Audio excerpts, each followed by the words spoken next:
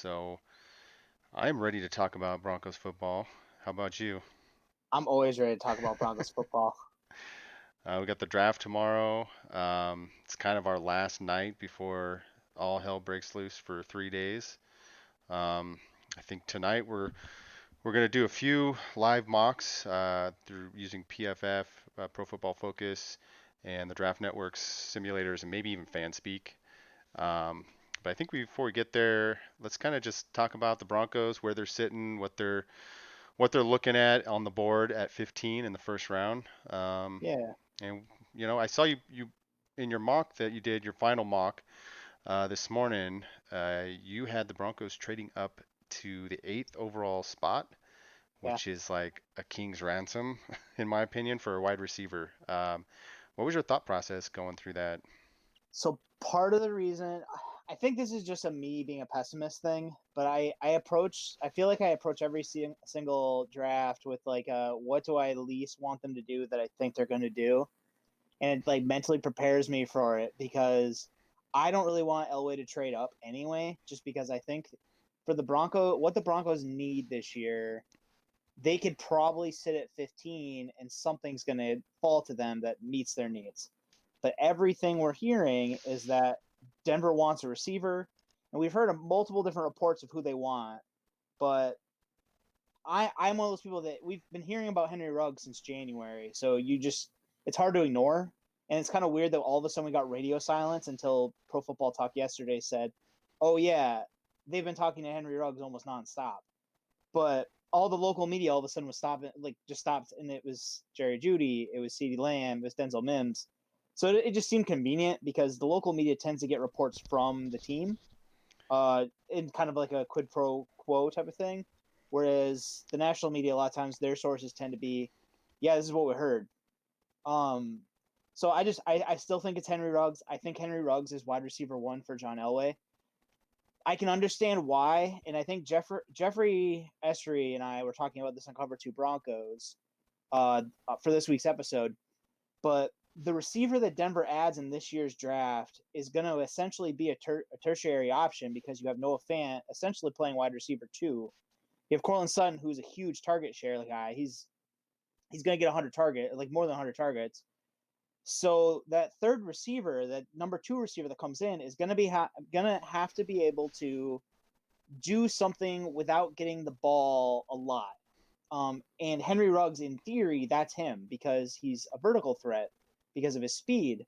And because of that, he ends up opening up the field for everybody, even without getting the ball every single play. And I think Elway's going to be enamored with that. Whereas you look at CeeDee Lamb has some overlap with Cortland Sutton in that. And I love, honestly, if it wasn't for the fact that Denver had Cortland Sutton, I would put CeeDee Lamb as my wide receiver too, because I think he's going to be a really, really good pro. But what he is his game is a lot like Cortland Sutton in that he's a go-to guy. You give him the ball a lot. Denver doesn't necessarily need that. I mean, I think they could take it and they could make something work with it. But what they want is something like Henry Ruggs. So, Yeah, so and it sounds like trading up eight is you being a pessimist, right?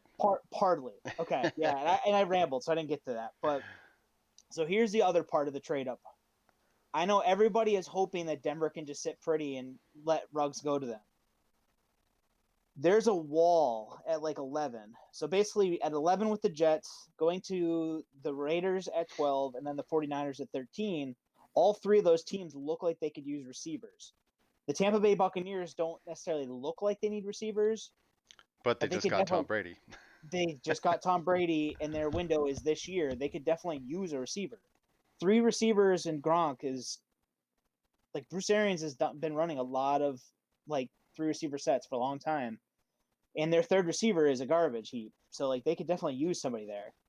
Uh, so there's that, and then all the rumors are Philadelphia wants to get up, the Saints want to get up, Vikings, right? the the Vikings want a receiver. There's a lot of teams that want to move up to get a receiver, and there's a lot of teams in that top 10 that want to get back. We've heard rumors that the Cardinals, the Jaguars, the Browns are all willing to trade down. So the reason I had the mock go the way it did is because if Elway wants to make completely sure that he can get up to get his guy, they're going to need to either outbid Philadelphia because Philadelphia supposedly is all in to get up, or they're going to have to pray they get lucky. And in the mock, what I did is LA basically said, screw it, we're just going to go up so high that Philly's not going to pass us.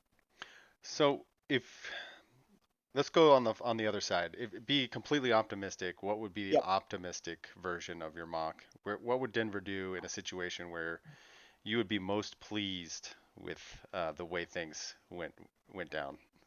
So there's the like the what I would do scenario, and I'm not necessarily going to go over that because a lot of that's like trade back if somebody's not there. But what I would like them to do is be opportunistic, which means sit at 15. Don't trade up. The only two players I think that they should theoretically move up for Chase Young, who's not going to fall.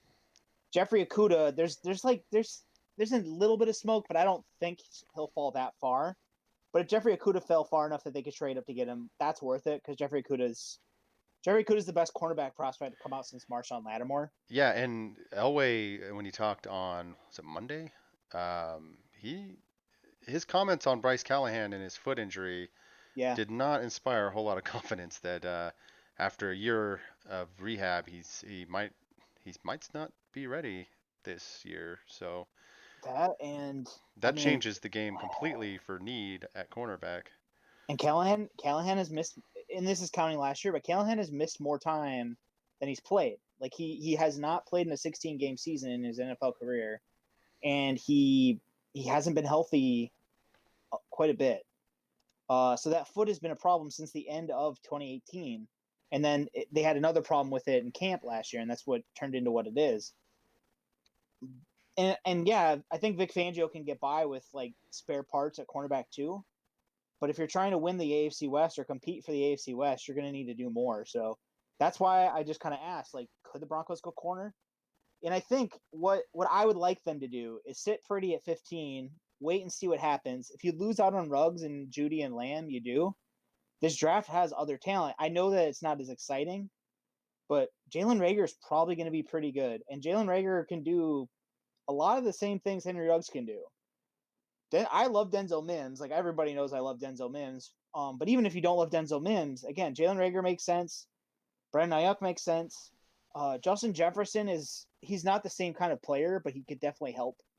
You think Uh, those is that some a situation where they would need to trade back into the late in the first round to get or well, I think it's one of those things. If you sit at 15, you see what happens. If all three of the big receivers go, like in a perfect world, like the optimistic version of my mock, you sit at 15 and one of those three receivers falls, and it could happen because the NFL could say, well, this draft is really, really deep at receiver. Why not just wait and see instead of taking them all in the top 10? and I that's don't think entirely that possible. happens, but it could happen. Yeah. I Uh, just don't think waiting to their second round pick if they pass on wide receiver at 15. no, I just there's it just feels like there's going to be a run on wide receivers before their second round pick. I agree. So It's been trendy in the last couple of weeks to think like for people to say like, oh, there's actually only going to be four wide receivers to go in the first round, and I don't see it.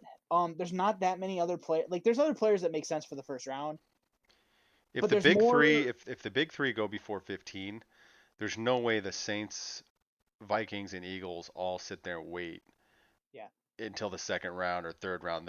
I mean that's six wide receivers Yep. potentially, and that's not even counting the Broncos. If you know what I'm saying. So Oh yeah, I and that's one of the reasons why on my big board when like I made my first round, that's one of the reasons why I had both Denzel Mims and Justin Jefferson in that kind of elevated range, like they're right out that 15 mark. Because if the big three go, realistically, Denver, in a perfect world, I think Denver would want to trade back to pick one of them up. But you can't really trade back that far without risking losing them because again, the Vikings lurk. The Saints are a perfect fit for Justin Jefferson, and they just grabbed Emmanuel Sanders to try and give Drew Brees more weapons. But even then, like they could use another wide receiver, and Justin Jefferson's a slot, so it's perfect for what they need right now. yeah, Michael Uh, Thomas is just a beast. So yeah, but with your window with Drew Brees' window essentially being this year, maybe next year, they're gonna want somebody who can come in and essentially help this year, but also give them a ceiling after Drew Brees, and yeah, that's Justin Jefferson. yep. And rookie wide receivers rarely come out uh, the top wide receiver one rookie season anyway. So you're looking for a guy who's going to come in as a role Yep. kind of player, and I mean that's essentially what the Broncos are looking for too. You know, he's going to be the number two guy. He's not going to be they're not going to need him to just be everything. Not even Cortland Sutton. Showed flashes in his rookie year, but he really came in, set the tone in his sophomore season that Yeah. he's an elite wide receiver. He's going to be Well, around. So and I think that's one of those things that, again, because I know Benjamin Albright shared the fact that he was speaking with somebody who said that he only sees. There's a league insider who told Albright that he only sees like 3 or 4 players in this draft being true wide receiver ones. That might be true, but in the today's NFL, offense you can specialize and you can be very valuable as a specialized type of player. Henry Ruggs isn't a traditional wide receiver one. He's an elite burner.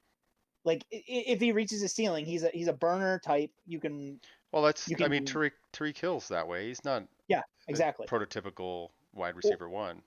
and that's one of the reasons why the Chiefs have been able to build such a scary receiving core without spending first round picks on all their players. Is because they accept their receiving core being role players and they build around it. Like the only true It's easy to superstar do do when it you have all. Patrick Mahomes, though. Well, well, that helps, but the only true superstar like do everything receiver they have is Travis Kelsey. Yeah. And essentially, like if Denver doesn't get a guy at 8 or 15, if they got a deep burner a little bit later, they have Noah Fant, and then they have Cortland Sutton who can be the 2 guys that are like your go-to guys. At that point, you need a burner. And a burner doesn't have to be a 4.2 speed guy. Like you look at the players who led the league in like deep bombs last year, most of them were 4.4 guys. And again, that's still really fast. So, Well, let's. I know we're going to get into the live mocks here soon, mm-hmm. um, but let's talk about your day one big board. I know we that went Okay. live on Monday, but when we get into these mock drafts, a lot of those players are going to come up at 15 for us. So Yeah, once you talk about that, and let's kind of talk about some of the players that might be available there for Denver. sure. So there are 13 players that I like at 15.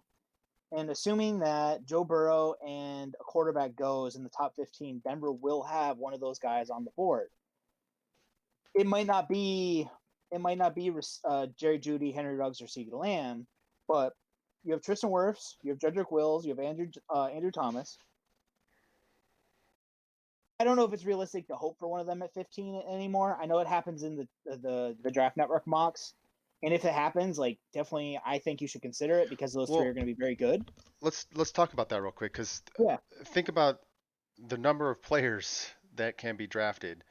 You just named four offensive tackles, right? Did I hear you right? yeah. Well, because Mekhi Becton is the other one, and I don't have him on my board because I don't think he fits what Denver wants, but I think he will go in the top 15. Okay, And so I think that's CJ Anderson, the cornerback, I've gotten some flack because he's not in my top 15, but people are arguing that he's better than Jeffrey Kuda, so he's probably going in the top 15. Like Atlanta wants him. but I'm hearing four tackles, two Mhm. corners, three wide receivers. How many quarterbacks in the top 15? I think two. I think two at the very most, or two at the very least. But you can You're get Justin undervaluing Fields for him. quarterbacks. People teams do stupid things to get They do. quarterbacks. They do. And like we know Burrow's going. I'm gonna say three because that feels more realistic. And then you got It's Chase Young, right? Yep. So that's 13. Who am I missing? Um, Let me, oh, Isaiah Thomas. There's 14. Uh, how many more players are in the top 15 besides? Brown and Kinlaw are both probably going in the top 15 also. So now we're at 16 players. What about Yep. Kinlaw or Kin? Yeah. Uh, And so yeah, it's one Somebody's of those going to things. drop. Is what I'm getting at is if you sit at 15, you're kind of in the perfect spot to get You are.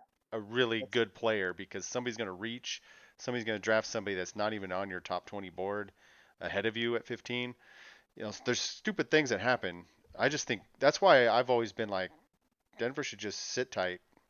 They may not get Ruggs, but somebody's going to fall at 15 that you're not going to have to give up a third round pick for in order to move up or whatever you need to give up to move up. So just stand pat and pick the player you want, like you did with Bradley that's Chubb at 5. Um, that's what I would do. And honestly, that's somebody asked me I think yesterday why it seems like there's so many teams that are willing to trade back from the top 10 to down the board. That's why.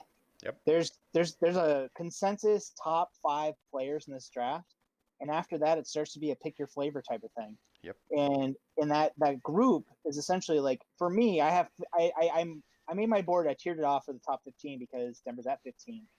But realistically, there's like a top 5 with Chase Young, Isaiah Simmons, like for a universal thing. There's, Chase Young, Isaiah Simmons, Joe Burrow, probably Tua if people are okay with his medicals, and then you have probably the receivers or Jeffrey Okudah. But after that, it's which tackle do you want? Which, what do you want on your offense? Or do you want Derek Brown? Because Derek Brown's probably an elite run defender, but not necessarily an elite pass rusher. And it turns into this thing where like the next 20 picks, it's kind of a like find the guy that fits what you want. Yep. And that's how the draft works is, if you can get good value on that, get good value on that. Like there's going to be teams that fall in love with one player and think they're smarter than everybody else and trade up. And that's what Don't be Denver that did guy. last year. They traded back from 10 to 20. Yep. The Steelers really were in love with Devin Bush and moved up to get him. And Denver still got the tight end they needed, that they felt they needed. And I think it all worked out. They drafted three solid starters with their first three picks. I think they need to do that again this year. And They need to keep hitting those doubles in a baseball term, you know.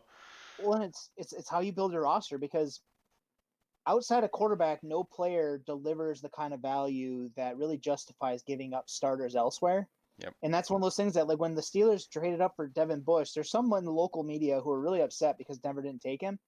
But Devin Bush is going to essentially have to be a Hall of Famer to justify the fact that they traded 3 players to get him. Hmm. It's not going to happen. Like, I liked Devin Bush a lot. I don't think he's going to be that good. Like, it's not realistic to expect any player to be that good. So, and that's what happens is when you trade up and you give up players like that, that's what realistically to make up for the difference. That's what you're doing. And so the smarter play is to either sit at 15 and wait to see what Mic happens. off. And if your guys are gone, move Mic back and on. get the next tier. Because like there's again, even if you move behind 15, at that point you're looking at Jalen Rager, Justin Jefferson, Denzel Mims are all probably going to be around that area. Josh Jones is a really good pass blocker at tackle. He might not be an immediate like fix, but give him a year and he'll probably be better than Garrett Bowles. Especially if you give him a year with Mike Munchak, he'll be better than Garrett Bowles in a year. AJ Epinesa, I know he's not sexy anymore because he didn't work out well at the combine, but he'd be a really good pass rusher from the inside. Patrick Queen is a linebacker, so like the positional value is a little bit lower, but Patrick Queen's probably going to be really good. He's a really good coverage linebacker. Christian Fulton and Jeff Gladney are cornerbacks who are really good scheme fits. So if Denver waits at 15 and the receivers are gone, if they want to take a cornerback there, they definitely could, or they can move back a little ways, grab the cornerback that they want the most, and they fix their secondary. And then they could get a receiver in the second round. Like again, they're at that point you're kind of playing hoping that the right guy's there, but it makes sense. Like you could definitely do it. Yeah. Well, um, moving on to day two, because we're in these mocks, we're gonna go through the first three rounds. That's five picks for Denver, so that's gonna be a Mm-hmm. lot of players. Um, and you had another big board, which was a pretty epic post. It's like, Nice. yeah, it was a doozy. You covered about every aspect of day two that you could think of, which is good because the Broncos have four picks in two rounds, and you know they're working on a deal with Justin Simmons. For they franchise tagged him. He's probably going to make top five average annual salary at the position. Mm-hmm. He's a third round pick, so it shows how important the day two picks are. You know, day one is the sexy pick everybody cares about, but day two is how you build championship rosters. And the It Broncos is. have four picks that they absolutely gotta gotta actually nail the picks. No more, you know, can't have more whiffs on the roster. Not with a young quarterback and a lot of holes to fill. Um, I do have a question from the chat. How late could from Kevin? How late could they wait for Hamler? I mean, I'm guessing on where he goes, but I don't think he goes in the top. He's not going in the top 32. I'd be really shocked. There's enough questions about his hands, and then the fact that he has the medical. Because the thing is, it's not just that because KJ Hamler tore an ACL back before he got to Penn State, and it was they were really conservative with it. They didn't use him his first year. But the other thing is like he didn't work out at the combine because of medicals, and they may very well feel comfortable with him, but because of COVID-19, they didn't get to work him out or anything. So no one really knows his time speed. Also, Um, Broncos fans have probably have some PTSD with medicals and draft picks at this Understandably point. so. Yeah. Well, But yeah, and that's one of those things when I was doing the boards, I was trying to the ranking is definitely subjective. The ranking is my appetite for like what each player is, but I tried to lay it out in a way that everybody reading it could understand where I was coming from. Like I laid out the risk versus the what I think the reward is, and how they could fit today. Because each team in the draft, and that's what makes this year's draft really weird. Every team has a different appetite for risk, and every team values every player differently. And because of the fact that no one was meeting because of COVID-19, there's not going to be a consensus in the same way that there is most years. So teams are going to take their they're going to guys. be all over the board It's going to on be a each. lot weirder than we expect it to be. Yeah, Yeah. but I think Well, I think Hamler's a day two guy. okay. So yeah, go over some of your players that you would hope to see with the Broncos' second round pick. Yeah. If they don't take a receiver in the first round, I'm really hoping that Brandon Ayuk is there. And he could be, he might not be. At one point, he was getting a lot of love in the first round. But again, like we're all over the board with these guys. I think Denzel it's Mims or Jalen Rager if dangerous they slide. if you don't get a receiver in the first round. It would Have to take one at 46. you got I to think trade up. I don't waiting when you have that big of a you're need. yeah you're Russian roulette at that point. kinda well in the what it means if you're waiting and let's say all the receivers go at that point you're scrapping together some role players later Yeah, and in this draft you could feasibly do that but you're gonna really be counting on Noah Fant to make the leap. you're also going to But there's take players later on risks. the board that you could do. You're also going to If take Denver wants a risks. receiver, Sorry, I'm just saying you're also no, more no, likely to take a risk on somebody with those medicals that you're not sure of, yep, but you know the talent's there. You're just not sure if he's healed. Those are the kinds of things that if you get desperate, that's when you start thinking, okay, well he's fallen this far. Maybe now is the time I need to jump on this since I didn't get anybody I needed in the first two rounds or whatever. you know who So, you just described, Laviska Shenault to a hey, T. And I'm willing if Laviska Shenault's there at 46, I'm tempted. I'm I see the upside. I at one point right around the combine, people were talking about him at 15, and I was trying to kind of pour some cold water on that because he's a little bit of a weird scheme fit just because he's not a great separator yet. But if he figures that out, he has all the natural talent you'd ever want as a receiver. So I could definitely see it. But again, he's been injured a lot, so he's also kind of scary from that point of view. hmm But I like Michael Pittman. Michael Pittman's not necessarily going to be. He's not going to look like a speed guy, but he'll probably step in day one and be a very solid receiver. well let's assume Mm-hmm. they get their wide receiver in the first round Okay. because Yep. I mean there's so many fires out there. The smoke, there's so much smoke out there. There's definitely fire. You know what I'm saying? So Yeah. let's assume they get their wide receiver. If they get their wide receiver, I think they don't. They either. Do you think they trade back into the first round and try to make some moves? Mike Kliss was reporting that Denver wants to add a pick between 46 and 15, so I could see it. It's going to be kind of hard to do unless they're giving up future picks. I don't think you can give up 2 third-round picks and get a first-round pick. Like I don't think it works like that. If if they trade into the bottom of the first, I think they're going after a corner or a tackle. Yeah. Well, yeah. I think they're going that way in the second, even if they don't trade up. Yeah, I just think if they need to go corner, based on your big board, you this know, draft is great at corner. are they better off trading back up to get a guy, or are they Oh, better off standing pat? stand pat. Okay, I think in the unless second, there's a huge run, because um like I if you're looking for a corner to play boundary early on, my board accounted for players that fit the scheme, but like you have Jeff Gladney, Christian Fulton, Trayvon Diggs, Jalen Johnson, CJ Henderson are really like those guys are probably coming in year one. They're probably going to compete to start. AJ Terrell definitely could. I just don't like the upside quite as much. Noah Igbenogany, he could, but you're going to be dealing with some ups and downs early because he's still figuring out how to play coverage. He's really physical, and like all rookie corners are going to have this adjustment. Yeah. But they're figuring out how to play without being too physical. Because in college, you're more incentivized in college to be grabby because if you get penalized for it, it's a 15-yard penalty rather than a spot foul. So, and that's one of those big concerns I actually have with Trayvon Diggs, especially. Trayvon Diggs, we don't know how fast he is, and you watch his tape, and he uses his size and he uses his physicality, and I think that's going to be a weapon for him in the NFL. But he's also new to the position, so he's going to have to manage to figure out how to not mug a guy while he's en route. I know Igbenogany's the same way in that way. They're both really new to the position, I and that's you that's the know, big concern with Cameron Dantzler too. I So, kind of like the physical corners. You know, oh, me too. you just gotta teach them. They gotta learn. But I'd rather have somebody who's physical like that at the corner position in the NFL because you do get away with a lot. I know they do penalize, but we watch the NFL, man. Yeah, The corners get away with a lot, just like offensive tackles get away with a lot of holds. yeah. You know, Well, what they let them play. So I agree. I'd rather have that than somebody who plays off and lets and gives up plays. You know, I don't Yeah. know. No, I agree with you. I just think like for rookie corners, a lot of times what you're doing is you're kind of waiting for them to figure out how to do that and how to get away with it. Hmm. Because if you're showing hands, they will call you.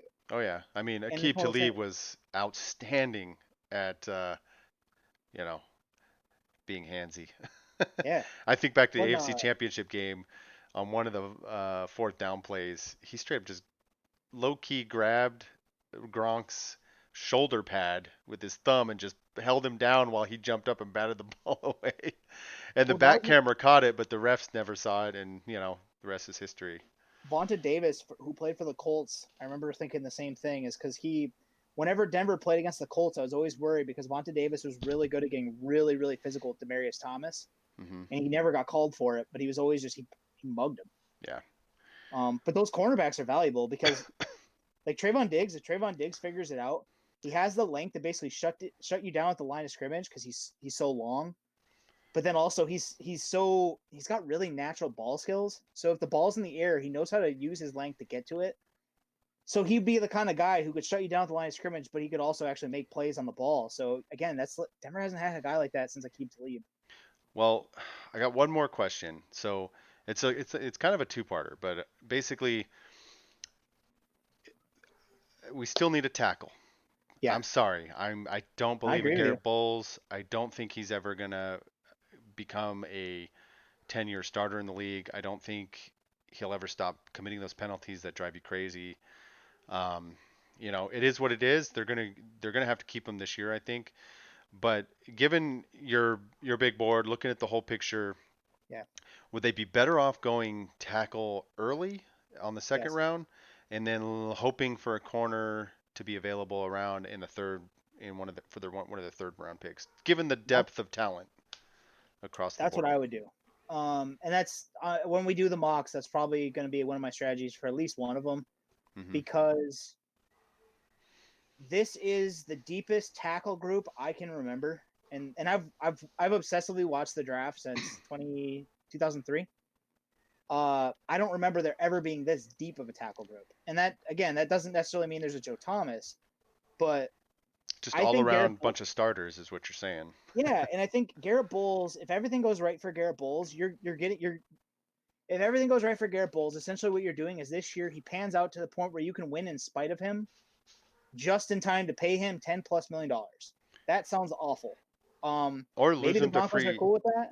I think But they're just going to lose him to free agency and then take the pick. yeah, and the thing is, if they win enough, and I'm going into it thinking that Drew Lock is probably going to be good, like good enough, they're not going to be in position. They're not going to be in position to grab a tackle as good as they're going to be getting at 46 this year, next year. Like the tackles that could feasibly, like the tackles that are the day two tackles on my board this year are first round picks every other year in the last 5 seasons. Like, Well, given Mike Munchak came aboard last year, yeah. they targeted Dalton Reisner and got him, and I mean he looks the part. I think he's going to Mm-hmm. be one of the premier guards in the league. If they give Munchak another second round pick, I think he finds the guy that fits exactly what he wants to do. I do too. And It'd be nice not, as nice it is not to talk about quarterbacks and the need for one in the draft. Next year, if they get a tackle that pans out and we don't have to talk about offensive linemen in a draft or quarterback, When here thank you. and I've had people tell me that like I'm coming off as a tackle bro, and I'm not trying to be a tackle bro because I literally just want What's them to be that? up. There's been a group of fans because I ever since Denver fell to 0-4, I've been doing a lot of draft coverage just because at Denver at 0-4, essentially draft season kind of started Did then. you say tackle bro? Tackle bro, yeah. So Okay. back when Denver fell to 0-4, I started running mocks with that in mind. Is that like Denver season realistically they're not going to the Super Bowl after 0-4. It just doesn't happen. Yeah. And so in every mock draft, I'd always have, or whenever I did team needs stuff like that, I'd always have people say, "You gotta grab a tackle. If you don't Oh, grab a tackle tackle, bro. Okay, I yeah, get you. tackle, bro. You gotta go tackle." But my argument is, That's I just think you need Mile High the Report, man. opportunistic. No, and I get it. I totally get it. Because again, Yeah. here's the other thing. Like we just said, you can get a role player at wide receiver and probably be able to be good. I think realistic, like hopefully you get something better than that, but you could survive with a role player who's good at what you need him to be at receiver. I think this draft has those guys.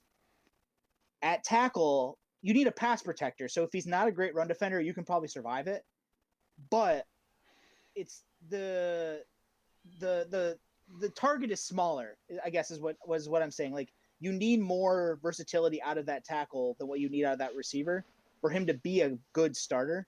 Hmm. And that's why at 46, I think if you don't get a tackle in the first round, Denver should be thinking about it the second, unless they really do believe in Elijah Wilkinson to take over for Bowles, because I don't.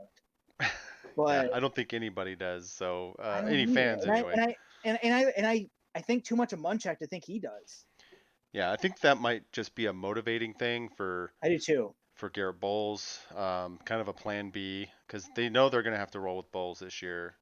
Mm-hmm. So, it is what it is at that point. I mean, my problem is I get into these arguments on Facebook, Broncos groups, and on my report with the Garrett Bowles. I call them Garrett Bowles truthers at this point because Yeah. every time they go, "No, man, he's turned a corner. He's Yeah. got it." I'm like, do you want to bank multiple seasons on that? I mean, do you really want to Well, go that's down that road? I like Garrett Bowles. I think he seems like he loves his family. He cares about the right things. He seems like a good person.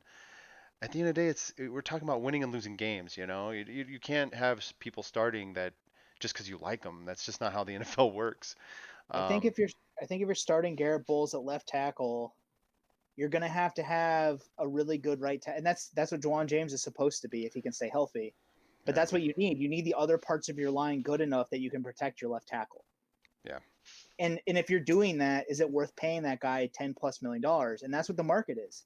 Like there's people that were telling me at one point, like, oh well, maybe if Garrett Bowles isn't that great, they can get him for cheaper. It's like, no, that's not how the market works in the NFL anymore. Like tackle is too hard to find.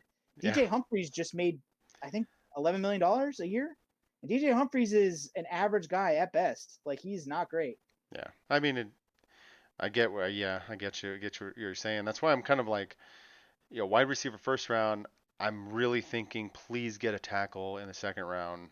Yeah. So at least if there's somebody there that you really like, that Munchak really likes, just get them. And then third round, you just go cornerback, linebacker, maybe another wide receiver. That's kind of where I'm at. You still need a center, so maybe the center falls into that. I don't know. What do you think on the third round? Like what? Yeah. Well, in the third round is going to be really, really dependent on what happens before it, because I do think at 46, you're kind of, if you're not moving up, you're really hoping that the guy you want at tackle is there, because if not, at that point, you're reaching. And it's the same thing with Chris Hart came on Cover 2 Broncos this week, and he brought up a good point. If Denver wants to get Cushenberry at center, he might not be there at 46. Like Ruiz almost definitely won't be there at 46, You're but thinking two centers before the 46th pick? possible. This year's draft is weird just because everyone seems, well, people are rating the centers differently. But Ruiz is being compared to Marquise Pouncey because he's 20 years old and he's like really naturally talented. Yeah. But then everybody convinces themselves like, look at the ceiling. Well, with Cushenberry, the LSU Tigers, the way they did their pass blocking last year, they asked their offensive line to block on an island a lot. And so like the numbers aren't necessarily great for Cushenberry. Like you look at like his PFF grade, stuff like that, it's not necessarily great. But then you think about what he was doing from a responsibility standpoint. most centers aren't asked to do that, and he's good enough at pass blocking that he like Javon Kinlaw at the Senior Bowl, he stonewalled Kinlaw at the Senior Bowl. Like that's a premier edge like premier defensive end slash defensive lineman who's probably going to be one of the top picks in this draft, and Cushenberry could stay with him. And that's what he gives you. Like his anchor is pretty decent. His hands are pretty decent. He can recover. I like him a lot. So I'll if he's I'll there at 46, I could see it. Plus, he's guard versatile. Like you could give him guard this year while he figures out how to play center. I'll be Um, honest. If they go center with the 46th pick, I'm okay skipping on tackle in the second round and going Garrett Bowles because center is a need. I know we got Glasgow, but I would rather see him play guard and have a yeah, center, have two really good guards. It's going to help both sides of the line, the interior and the yeah. exterior. So um, and Well, Garrett that's what this Bowles, means. as much as I want to see him replaced, if he can just not commit penalties or get those mistakes, he should be able to do he has the athletic talent. He has the Yeah, talent. It's always been, his technique has just been rough. And we got Poot Flute who says Pat Morris is going to kill it. Just you wait. Well, he he's could. confident. No, he could. We have 46 plays. We have 46. I think it was 46 Four- plays of Patrick Morris. 46 snaps. 46 snaps. I watched them all. Like I went back and I rewatched them all before I started getting back into the centers because I wanted to see how good do they have to be beat him out. I think there's 3 centers in this draft that you'd be happy with for that reason. After that, you're maybe grabbing a guard and hoping that Glasgow slides in, or you're starting Elijah Wilkinson at guard and Glasgow's the center. And you could do that. That's one of the reasons why I loved Graham Glasgow. That was a great signing because he fits everything they want and he's a pass blocker. And for Pat Shermer, that's going to be important because Pat Shermer wants to throw the ball 60% of the time or more. Well, Drew Lock's going to love that. Yeah. Um, Um, well, let's but yeah, go ahead. no, Sorry. go ahead. I was just going to say let's get to it. We can start doing Yeah, the mocks. definitely. All Well, right. and I was just gonna say, basically in the second round, you got to be seeing who's there. But I think tackle, if you go receiver in the first, and I think they will, tackle, center, cornerback are like ideal. If the right safety is there that you feel like he could do DB type stuff and nickel, you could do that. But I think Are those are you kind of thinking like, like a Will Parks type player? yeah, Like can do dime backer? yeah. Okay. Because the way Fangio runs nickel, it's essentially a linebacker with cornerback type of body, like with a cornerback or safety type of body. But their responsibility is essentially like it's how do I describe it? It's like if you play outside linebacker in Madden, a lot of times what you're doing is you're still playing like hook zones and you're still playing man coverage, but you're not necessarily going to ask Todd Davis to do that in a perfect world. I think Todd Davis can do it. He played 100 snaps on slots last year, but like you don't necessarily want him to. That's where you want a nickel player. But if they think that Bryce Callahan can play outside, you're going to want a nickel who can do that. And I don't know if it's Duke Dawson. Like I hope if he's the guy, I hope he can do it. But when I watched him last year, he has time. He has to polish some stuff up. Yeah, I feel like losing Will Parks was an It was underrated. underrated loss for It the was. Broncos. And another underrated guy on that defense is Todd Davis. I think a lot of I fans agree. don't really respect how important he is to that defense and how good of a player he actually is. I don't, he's not an every down guy, but I think what he does is very underrated. People get Um, caught on the 40 time. yeah, His maybe. 40 time is bad, but here's one of those things. I looked this up last year and I did because I did the roster review for him before camp. Todd Davis's agility scores were as good as Devin Bush's. It was actually the exact same time as Devin Bush's. It blew me away. I did not know that going in, He goes but undrafted but because of yeah, that 40 time. but because that 40 time because people care about that long speed and I get it. But Denver was according to efficiency stats, Denver was a top 12 defense against tight ends last year. You're gonna have issues with the top tight ends, and the AFC West has those guys like Yeah. Darren Waller, Travis Kelsey, like Hunter Henry. Like you have Yep. those tight ends, so I get it.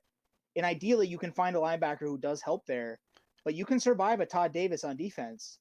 You can't necessarily survive a bottom Duke tier Dawson. corner. Yeah, like Duke Dawson, you survive, you win in spite of is how I would describe it. Like, and maybe again, maybe he jumps forward this year and he's better. Yeah. But last year when he was playing, they were winning in spite of him. They were hiding him, Yep. and There were Vic several Fangio was doing it. corners. But There were several corners that Fangio hid in order yeah, to compete in games. So oh man, and that's my brother asked me this after the season because Denver didn't finish with the best record. He's like, "Oh, what do you guys think of Vic Fangio?" I was like, "I love Vic Fangio. Yeah, Like, me too. what he did last year with the injuries on defense and the questions on offense, and Joe Flacco just turning into a complete shell of himself. It's amazing what Denver did after starting 0-4. It really is. And the injuries, like he made chicken salad out of a lot of spare parts. Yeah, he did. I mean, I'm excited. I love the pick. I think even Elway has proven that he loves the pick. You know, just given by some of the comments that he made this offseason, it's clear that he and Fangio are kind of a two-person team right Yeah. now. I never really felt like, aside from Gary Kubiak, I don't feel like Elway necessarily had that kind of working relationship with his coaches. Yeah. I agree. So that alone makes me really excited because Elway's the type that does listen. Mm-hmm. He's proven time and again that he listens to the people that he trusts. And, when I trust the people he trusts, that makes me feel better as a fan. One of And the I things trust I Big Fangio, so one of the things I really love about Vic Fangio is that Vic Fangio understands his defense so well that he knows how to find the pieces that he needs, even if it's not a premier talent. And you can't say the same for every coach in the league. And on defense, it's even harder yeah, because on offense, like we were just saying, on offense you can have specialists and get by at most spots. On defense, if you're only good at one thing, opposing offensive coordinators are too smart. They will force you to do the thing you're not good at. yeah. And I Fangio's was been able to build a defense that can still thrive with that. I was just watching CJ Anderson, who streams a lot of games on Twitch, and I was just Yeah. happened to be on Twitch. I saw he streaming. I popped in over, and he was actually breaking down the Super Bowl 50, Oh, nice. and he was calling out exact like the whole game. He said we came in knowing that if Thomas Davis was lined up, uh, he called it the guard bubble Yep. side, it was a DB blitz, and if he lined up at the three tech, it was a linebacker blitz. And he broke it down every single time, and he's like, "Yeah, we knew this was happening." And look, there's Peyton. He just completed every time, and then and he's just laughing. He's talking smack. He's a funny dude, Yeah, he and is. he goes over. He's all, "Now watch this from week one." He brings up the YouTube cut up of the week one game against Carolina in 2016. So this was the year later. A year later, they have a new defensive coordinator. So clearly, this is Ron Rivera's defense, right? Mm-hmm. And same exact thing.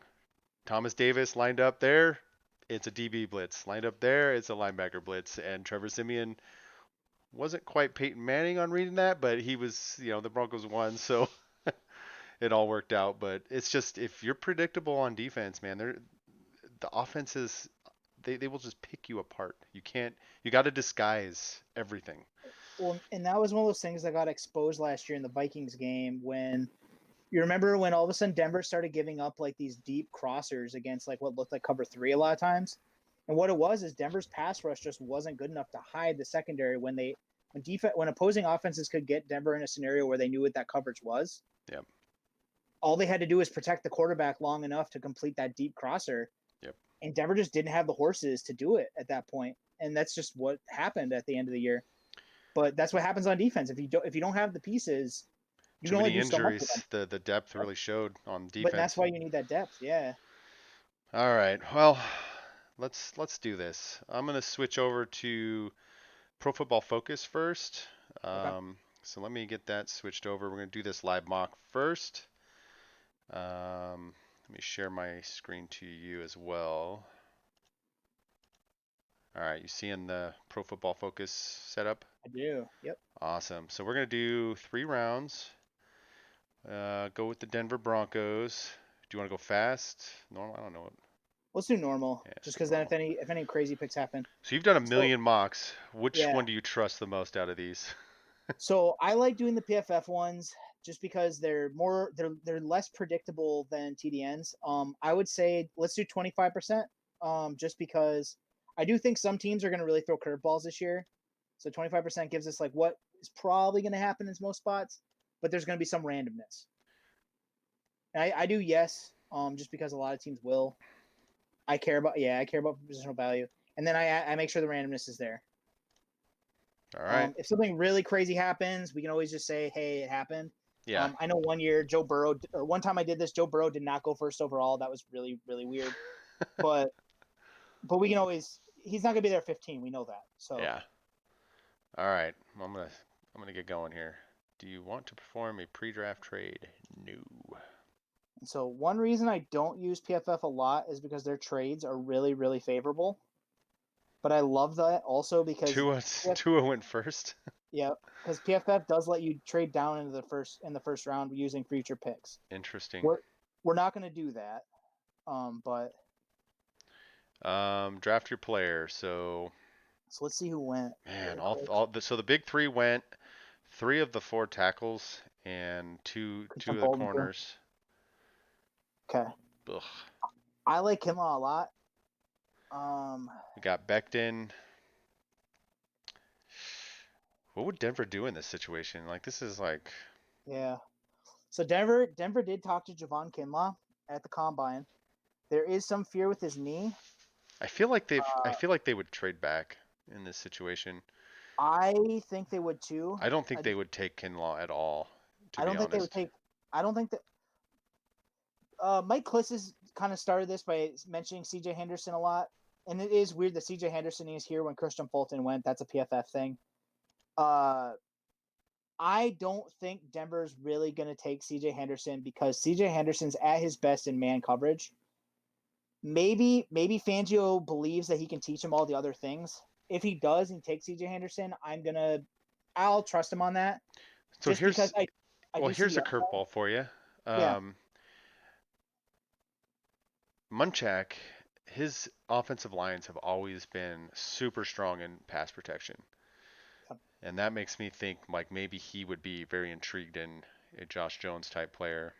yep, Could you see them taking Josh Jones? I think yeah.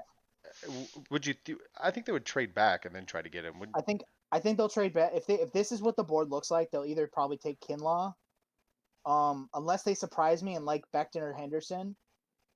They're probably trading back here unless they like Kinlaw. I don't think they like Henderson or Becton that much, all but right. both Well, of those players are like people will probably tell us tomorrow that we should have taken Henderson, but let's say they traded back if they traded back to the early 20s, which one of these players? I'm just trying to think from a yeah. perspective of like what's So what realistic here. I yeah. don't think they would take Kinlaw in under any situation. One thing Elway has shown is like they have positions of need and they have players on their board from those positions in the first round. I don't Yep. think this is one of them If yeah, and because so they Kinlaw. traded for what was his name? Casey. Yep. Um, Terrell Casey. yeah. So Javon Kinlaw is the 12th player on my overall board, and that is the highest. That's probably what I would do here. What I think Denver will do if they're stuck here, like if the only trade back option is 32, Yeah. I don't think Elway wants to move all the way back to 32. What they would probably do is go with their next best receiver or go with the corner. If they wanted Henderson, they could take Henderson here. I don't think they would. You said So Jefferson I doesn't think really it's either fit. Jefferson or Mims. You said Jefferson doesn't really fit what they're looking for though. It's more So so of a Cortland Sutton type. well, no. Justin Jefferson is essentially he's a super slot, is what I would call him. He at LSU he was really really good in the slot last year. In 2018, he played on the boundary and he was pretty good. But in the pros, at least early on, he's going to take Deshaun Hamilton's job, and he gives you a little bit more speed there. But that's what he is. He's going to be a complimentary number two who could he'll win you on third downs. He'll be a solid contributor probably for a long time. Like his game is going to translate to the pros for a while. Um, I would go Denzel Mims if I'm going wide receiver here, just because I would bet on the upside. But I love Denzel Mims. That's why. Okay. Well, you're the boss, so Okay. I took him. And the way PFF works, when I've done PFFs, there's not going to be a lot of receivers that fall into the second round. They tend to value them pretty highly. Yeah, I'm looking now like Mims, Jefferson, Chenault, Rager, Yep. Higgins. We're not even 246 yet. There goes Ayuk. And one thing Mike Kliss said is that Denver values the receiver board differently than everyone else, and I don't know what to make of that. But one thing I could see that would make sense is if Denver had Jalen Rager as their wide receiver four, just because Jalen Rager's the closest thing to Henry Ruggs in this draft that isn't Henry Ruggs. I like Denzel Mims more than him. I think Denzel Mims makes more sense, but I could see Jalen Rager being a really surprise pick at 15 for that reason. Okay. Well, there wasn't really a run on corners after that pick. Yeah. So Henderson, Gladney, and Terrell, Yep. aside from Fulton and And so Okuda. Josh Jones went. Where's Josh Oh, Jones? we Oh, lost. for And we tackle. lost. Yeah, and we lost 2 tackles right before Yep. us. Jalen Johnson's gonna probably be my pick, just because I like Jalen Jalen Johnson. Johnson. I wanted to wait. I want to see though really quick. So Jeremy Chin would make sense because I know Broncos country loves Jeremy Chin. Justin Madubuike, Bryce he's not Hall a still there. Bryce Hall still there. Justin Madubuike is not necessarily the perfect scheme fit, but he's really intriguing. I would I would lean towards Jalen Johnson here. Jalen Johnson is my cornerback 4 at this point. Okay. I'm pretty high or cornerback 4 here. So like I like him a lot. Super instinctual. He's physical. Like he gives you a lot. And I think he's a guy who's growing and he's getting better. Okay.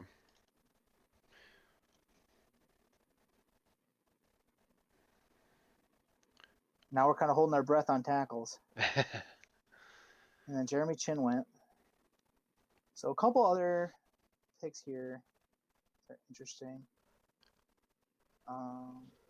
Lloyd Cushenberry went to LA, which is a bummer. There goes Hamler. Mm-hmm. Tackles, yes. So the tackles are starting to come off the board. I think the Yep. Broncos are up here quick. Yep. And we made a good pick though because Troy Pride went. Troy Pride's kind of the start of that next tier of cornerbacks. So like we would be getting like a deeper corner. So Lucas Niang is probably a right tackle in the NFL. Mm-hmm. I like him a lot. If I'm going tackle, I'm looking at Prince Tega. Want to go probably here.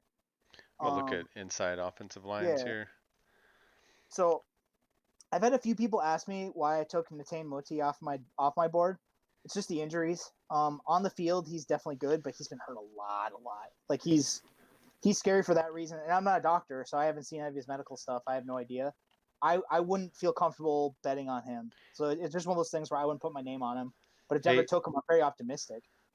Josh is asking who we picked first in round one. We went with, was it Denzel Mims? Yep. Yeah. So all three wide receivers that the big three, C.D. Lamb, yeah, Jerry Jeudy, and Henry Ruggs are all gone. So decided to go with the next best wide receiver on the board for Joe here, who's going off of his board. Second round we went cornerback. I don't know if you were here for that. Kid out of Utah, forgot his name already. Jalen Johnson. Jalen Johnson, thank you. And now we're looking at inside offensive line, maybe tackle. This is the all list here. Let's just go back to that. Because if there's nobody you like, you got to go with the best player you got on the board. Mm-hmm.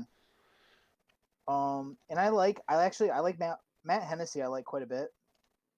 There we go. Matt Hennessy is that third center that I feel really comfortable with as a starter. If you're doing that, you're hoping that Prince Tega is still there because he's the left tackle I would bet on. I like Lucas Niang. I got some blowback when I ranked him 10th on my tackle board. Mm-hmm. It's just because I don't think he's a left tackle. I think he's a right tackle in the pros. And I don't think we're looking to replace Jawan James. I think we're looking to replace Garrett Bowles. Yeah. Well, what would you do with this pick then? Because we got two more picks in the third round, and that kind of sets us Yeah. off to the next mock draft that we're going to do. So if we're clearly just going best player available, Matt Hennessy looks like the guy, and that's the center. And you're And I drafting him like him. to. I like him a lot. And he's listed as a guard, but he's a center. So you think he'll take over from Patrick Morris Very early, yeah. very early? He either does it in camp, or he'll do it probably before the season's over. Okay. Well, I'm down with that. Anything to improve the offensive line. And so from here, Oh, look at that. so Prince I would, Tega is still there. Yep. And Prince Tega is not the top guy on my board, but he plays one of those positions where I don't know if I like Ben Barch as a left tackle enough. If Munchak was telling me, "Hey, let's take Ben Barch," I would do it. But Well, I would take Prince Tega here. On what my about line? board, the top. Oh, go ahead. I mean, anybody above you on that Yeah, board? Maybe linebacker, that's because I know you yep need. It's not just about going for positions. It's always positions. Yeah, yep. because maybe On there's a my better board, player on the board. Because they on have my three board, picks in the third round. So yep. On my board, the best player is Akeem Davis Gaither. Willie Gay is in that conversation too. Those are the two guys. Denver just interviewed Willie Gay, mm-hmm. so I know that they're interested in him. That's who I'd take if I'm taking a linebacker. All right, let's do I that. like Team Davis Gaither, but he's more of a projection. But I would take Willie Gay here if that's who Denver wants is that scheme fit. Yeah, they did just meet with him. We did that Yeah, story and last this his week. ceiling. What's scary about him is he was suspended for cheating on a chemistry test, and then yeah, and then he was suspended for punching a backup quarterback. Hey, I said at the time the backup quarterback probably deserved it. And But look, Prince is still there. the upside with Willie Gay is when Willie Gay has been on the field, he was a 4-star recruit. He runs a 4-4, I think it's a 4-4-6. He looks amazing in coverage. Like he's a star linebacker Well, that's a perfect third if you round can pick. yeah, if you can accept the character questions. Well, I think being surrounded by high character people on the roster does help that situation. And Mm-hmm. young men also grow and mature. So, Yeah, and I you mean just got to trust your gut on that. in the third round, that's a gamble that's definitely worth like thinking about. I think, and that's he is right next to Akeem Davis Gaither on my board. So, and if he's a better scheme fit because he is bigger, Akeem Davis Gaither is a former edge rusher.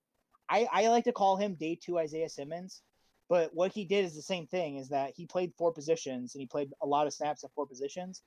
It's not a sure thing that Denver likes him playing in the middle linebacker spot in the three Yeah, and four. they already have Whereas Willie Alexander. Gay, yeah, and Willie Gay is a more of a clean projection to that. So I Yeah. could see them taking him over them. Well, what about with their final pick if these are the players left on the board here? I'm taking Prince Tega. I Unless mean, you again, kind unless of have Munchak to take wanted, a tackle because there's just yeah, no depth. There's absolutely no depth. I unless think getting into day three without a tackle, you're begging you're, for a you're disaster. praying, yeah. And again, if Munchak likes Ben Barch that much, I could see them waiting. Hmm. But Ben Barch is coming from St. John's, a D3 school, who like the people he was blocking last year were they're never going to even sniff the NFL. Like they might buy tickets. Nice.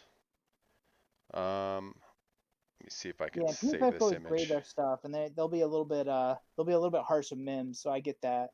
Um, just a reminder, when we went Mims, the players we passed, I do understand if you wanted CJ Henderson, and I do understand if you want Javon Kinlaw there. Javon Kinlaw was definitely my top player on my board. Don't you love What? PFF grades though? Like Yeah. Denzel Mims sucks. What happens if you go with Javon Kinlaw there? And again, I would think about it for sure. Is that it sets you in a position where you're preying on a receiver being there in the second round or trading back up to get him.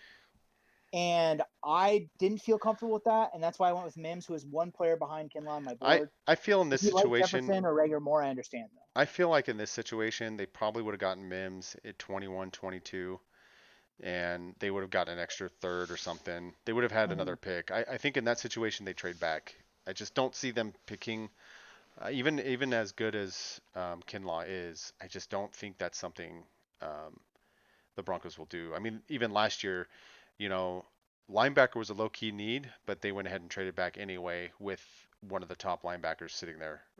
Well, and one of the things with Kinlaw is Denver interviewed Javon Kinlaw at the combine, and then shortly afterwards they traded for Jarrell Casey. And all the visits we know about with Denver and defensive linemen now, the defensive linemen are day three guys. Like we have Robert Windsor, you have like those kind of guys. You have guys that Denver's looking for depth. And again, I like Kinlaw a lot. So if they took Kinlaw there, I'd be quite happy. I just Mhm. don't necessarily think that's what's going to happen. All right, well, let's get to the draft network. So I I'll be honest, I'm not too happy about the way this one went. I feel like I just I kind of like I really like the third round. I just didn't like the first round. I wish Yeah, things had worked out differently so we could have had a yeah, either we're gonna have traded some back people to not so happy. 22, you know. And I get again, I love Denzel Mims, so I'm pretty happy with that draft. But I definitely understand if you're not sold on Denzel Mims. In 2 years, if Denver drafts him, in 2 years you can tell me I was right. In 2 years, if I'm wrong, I'll let you know that I was wrong. But I believe in Denzel Mims. I think if Denzel Mims lands in a situation that helps him polish his route running in the way that like Cortland Sutton got it, he's going to be really good. All right, well, I've got the next one going here. For the Draft Network, do I use their predictive board or Yeah, player ranking? Their predictive we're going to board. want their predictive board. The one thing I like about TDN quite a bit is their predictive board is updated quite often. We're not going to want to do automatic because that'll automatically take them. And then yeah, that's one thing that's really fun with TDN. If you haven't used the Draft Network, is you can actually make your own board. I actually uploaded my board to them. We don't have it on here, but I have done it, and I'm pretty happy with how things look like when I've done it. All right. I had to reposition a little bit because it wasn't Oh quite man, showing everything that I wanted it to show here. so it's the same. It's a similar scenario. This is actually something that the way Peter King and Peter Schrager were talking about it. There's a realistic scenario where this happens tomorrow, where So Tua falls, and if Tua falls, so we got yeah, Tua fall. So did Hebert. So we got Burrow, Young, Ukuda. yeah, that was the surprise. Interesting. Yeah. Wills, Henderson, Simmons. All all these teams are taking the best player basically Mhm. on available, not The reaching. one real shocker is Chase on going so high, but edge rushers in this draft are kind of hard to come by. So I don't think the Giants will do that, but I could definitely see a team in the top 14 doing Yeah. that. But the other thing is, yeah, like if you've been reading Monday Morning Quarterback or like any of these other things, like Tua Tagovailoa could fall to Denver, and we talked about this on Cover Two Broncos a couple weeks ago. In this scenario, My Denver has golf. to be opportunistic. I think if you believe in Drew Lock, like you definitely don't take Tua here. I like Tua a lot, but I understand believing in Drew Lock, giving him the extended run. But what you have to do is you have to trade back. You have to make the most of this at this point. And I like Javon Kinlaw a lot, and we're not going to be My able to trade gone. on this because we don't have the trade feature. Well, why But what don't I would I could do is just I would restart? option I could just restart it. if you want. Yeah, we can do that. But All right. I want to lay it out because if this happens, Whoops, sorry to click the link. Elway needs to sell that pick if Tua falls Oh, because you're going to be able to 100%. get a haul. Like 100% he needs to sell that pick. there's And for a teams that are going to want to quarterback, do he's gonna fleece that. some people. And I don't and here's the thing: if Denver gets to a Tagovailoa to fall to them, and they don't come out of it with a first round pick, it wasn't a bad trade because again, Oh man, the I'm reason so glad Tua's I fallen is restarted because this. people are scared of his medicals. All right, so this is something. This is like actually what I was This is the hoping. optimistic scenario. Yes, I wanted one I of like these scenarios to be the optimistic scenario. So I'm glad I restarted it because basically you had three quarterbacks going, a couple corners, some tackles, and then only one wide receiver mm-hmm. went before the Broncos pick. So they get to And choose between Jerry Jeudy and Henry Ruggs. And I'll be honest, I would rather get Jerry Jeudy. same. Jerry Um, Judy is higher on my board. Um, so here I expect My Elway to golf. take Henry Ruggs if this happens. I would My not rather him not go golf. if Jerry. you not if you ask Woody Page. He's saying Yeah, that no, it's Jerry Jeudy, and he was and right it's a last little year. and I My like both golf. of them. I don't like trading up for any of them. That's just a thing. But if Denver takes Jerry Judy, the reasons I have Jerry Judy as Denver's number one wide receiver, he's the best separator that I've ever seen coming out of college. And that's I know that's not really high praise, but his ability to run routes and create separation for himself is stupid. It's just dumb. It's fun to watch. And that's why I'm not worried about his combine. I don't care about any of that. Like he's really good and he's gonna be really good as long as he's healthy. So I would take Jerry Judy here. My gone. I'm doing it.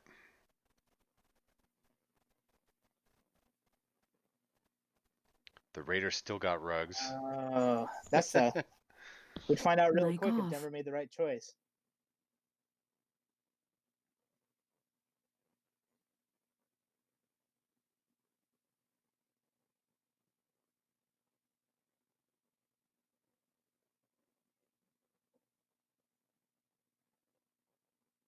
This is gonna be a fun scenario too.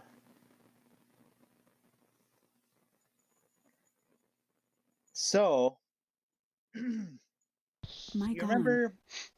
Do you remember back when Benjamin Albright was talking about how Denver could go two wide receivers in the top 100? Yep, This is one of those scenarios where I would want them to do that. because they got Judy, and now you get Rager, right? Yep. And Yeah. like I said, Rager is the closest thing you're going to get to Henry Ruggs, who isn't Henry Ruggs. Oh man, I would I actually would do that. love this. I would. I'm not a fan of drafting the same position in the first 2 rounds, but in this case, I actually am. Well, it's Um, one of the, for me, it's one of those scenarios where Jalen Rager is another guy who's in my first round. He falls. If he falls to the Mic second, I off. think he's going to give you the value of a first round player.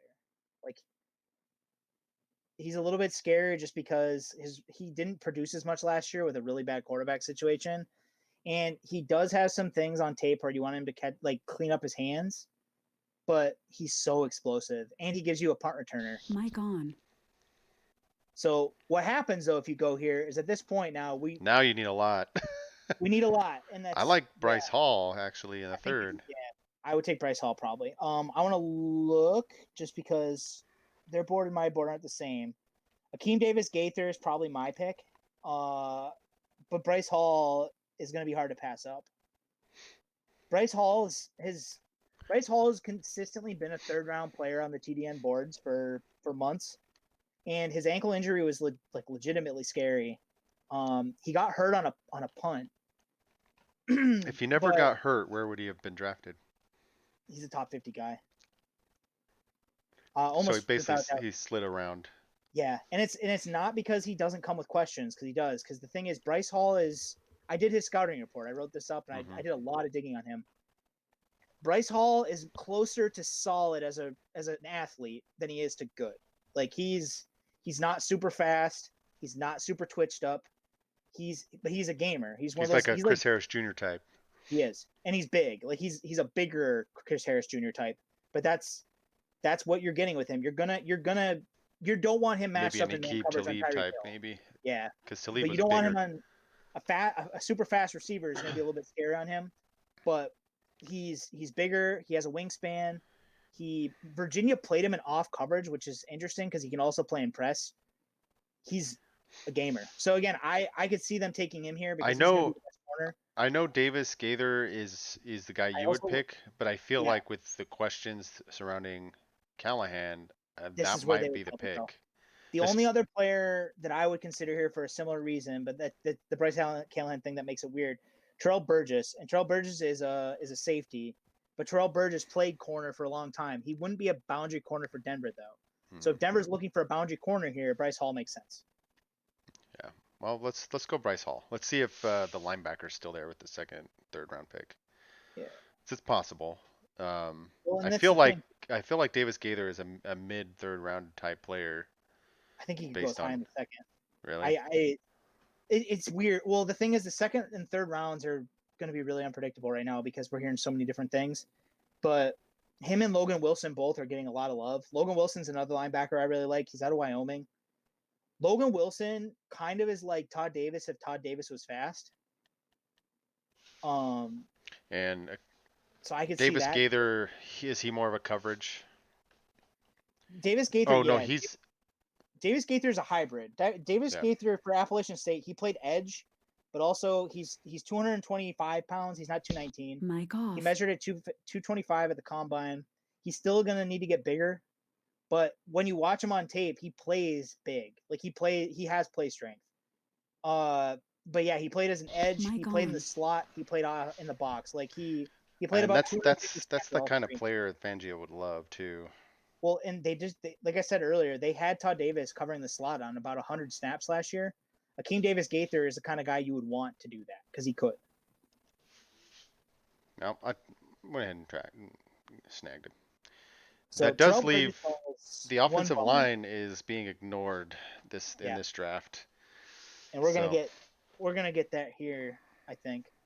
So with Prince Tega going at this point, what we're doing is we're looking at Ben Bartch is probably your best option if you believe in him. And his Senior Bowl tape was really good. you Tane Muti again, if you can accept the medical questions. got Nick Harris. He So played yeah, center, right? yep. And Nick Harris is weird. For me, I took Nick Harris off my board not because I don't like him, because I like him a lot, but I think Denver is going to run more gap scheme this year than they did last year, even. Which means Nick Harris is kind of a poor scheme fit because Nick Harris is at his best playing in a zone, and Yep. he's going to need help in one. Like he's not a guy you're going to want to leave 1-on-1 against players because he just doesn't have the play strength. So like nose tackles will blow him up. Matthew Parrott is another one who makes sense, but I think it's one of these two. It's Ben Barch or it's Matthew Parrott. Who would you take out of two? I feel more comfortable with Parrott, but I understand if you like Barch. Parrott played left tackle for 2 years and then played right tackle. If he doesn't hit like his ceiling, what you got is a good swing tackle. Ben Barch played again. He played for St. John, so he played guys like he played guys slightly more athletic than me. And I'm Well, not me athletic, too but then. yeah, but like that's what he played against, and like you watch his tape, you get nothing out of watching Ben Barch's game tape because the guys he's playing against don't know how to pass rush. hmm That said, he went to the Senior Bowl and he held his own. But how much weight are you putting on a Senior Bowl versus the entirety of his time? That's why I have Matthew Parrott higher. If Mike Munchak liked Barch enough to take him, totally okay with it. Well, we're with you because it's your mock draft. Yeah, I feel that. But that's the rationale because I've gotten some flack for the ranking there too, and that's why. I don't know enough about what I'm seeing with Ben Barch. You see his technique; it looks okay, but he has a long ways to go. But it's just the competition is it's there. It's just eh. Yeah, Let me save this too because I think I want to put this together on a yeah. We'll do a in the dueling mock post. draft. I just We want get to we get get. them all together and have some people let us know which one came out best. I like Um, this one a lot. I of the two right now, this is the one I would be ecstatic if this is what Denver came out with. I like Jalen Rager. I like Jerry Judy. I like Bryce Hall. I like all five of these players. I like where Denver got them. yeah, But this is I also would why I I'd be decided pretty to happy make about TDN this mocks draft is because too. I feel like when I do TDN mocks, I can consistently come out feeling really really happy with them. All right, well the last one is one of my favorites, which is old school favorites from back in the day, Fan Speaks mock draft simulator. Let me go ahead and share this screen with you as well. Uh, where's Fan Speak? There it is. Ah, now you can see what I'm doing, along with everybody else. So we're gonna do Broncos, obviously. We're gonna go to next. We're gonna do 3 rounds. So here's we get to pick which big board, right? Mm-hmm. So this is a little different. We've got Draft Countdown, Roto World, Fanspeak. I'm just gonna scroll down. You tell me if you Ooh. get one you really like. So I was going to tell you Matt Miller before, just because I like Matt Miller a lot, and All Matt right, Miller is one of my two favorite national guys. But the fact that they have Arif Hassan's on here is probably what we're going to do. Arif Hassan's. Arif Hassan has a consensus draft board. He works for the Athletic. He went and looked at like over 300 mock drafts, like from big time mock drafts, Uh-huh. and came up with where players fell based on like what people thought. So like the picks should make a lot of sense based on that. Nice. Well, let's do that Yeah, then. it's kind of like a wisdom of Um, crowds thing. team needs, we'll do user voted. I trust the herd mentality. I do too. Select difficulty. I, Let's make it I honestly difficult. don't know what that means, so. I have no idea, but let's make it difficult. Oh, it's too late. That's okay. I'm the one running the draft board. We're gonna do I understand. classic. Let's see, current draft order. All right, let's draft. Oh, here we go. It's going already. So, Joe Burrow, Chase Young, Derek Brown. Let's just get through all these here. Ooh, there's a run on corners before the Broncos pick, so this might actually be good for us. Yeah, it is. So Chase Young, Derek Brown, Andrew Thomas, Justin Hebert, Tua, Wirfs, Lamb, Willis, Judy. So really that just leaves Henry Ruggs. So here we got the classic Henry Yep. Ruggs pick, right? This is going to be our Henry Ruggs mock. Yep. Here we go. I like it. I do. I love it because that's like we can't have one without Henry Ruggs. If Denver, if Denver stays at 15 and Henry Ruggs falls right into their lap, I'm gonna be pretty happy. Yeah, me too. I mean, I would love to get Judy, and then the TDN draft was awesome, but I'd be pretty happy with this one as well. And there was a major run on wide receivers. Look at this. So Yeah, after Ruggs, we had Jefferson, Mims, Higgins. I saw Chenault in there. So Chenault would yeah, be really good with the 49ers too. That's a good pick for them. so far this is feeling like the most realistic mock draft so far. The Arif Hassan thing is really good. I looked at it the other day. It's it's pretty impressive. It's a lot of work. I respect, like, mad respect for that. Um, so the run on corners continued. The run on wide receivers continued. So Oh man. this is like the nightmare second round situation. But the big one Oh, here it is worked out though. Yeah, we got Cesar Ruiz on our board. So Jalen Rager's also there. We could take Jalen Rager, but here's the thing: Jalen Rager and Henry Ruggs do start to have some overlapping skill set stuff. I think at the end of the day, you could always use more speed, I just don't think they but would do it. I don't think they'll do it. And I think if Cesar Ruiz falls right in their laps, they're taking him. I do too. Like I was looking, I was like, man, there's no corners left, and then I looked over, I'm like, oh, but there's a center. Yeah. So that Um, works. Oh man, I'd be I'd pretty be happy pretty with happy Cesar about Ruiz. that. Yeah, this one's working out pretty happy for me right now.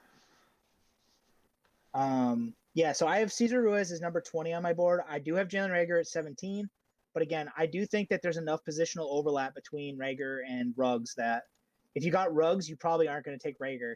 Yeah, It doesn't make as exactly. much sense. Exactly. And hopefully there's some corner talent.